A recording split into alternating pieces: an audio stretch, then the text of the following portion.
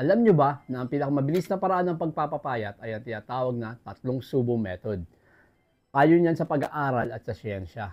Ngayon, para patunayan kung totoong mabubusog tayo sa tatlong subo, meron tayo ditong pansit canton.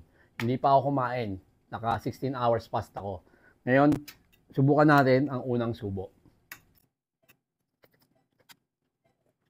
Medyo bumigat nga yung tiyan ko. Ngayon, ang pangalawang subo.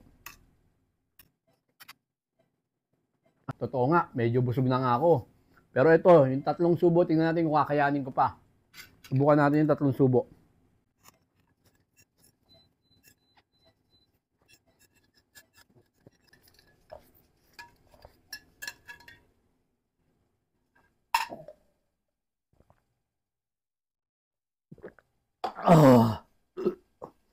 Yun guys, yun ang tamang paraan ng tatlong subo method.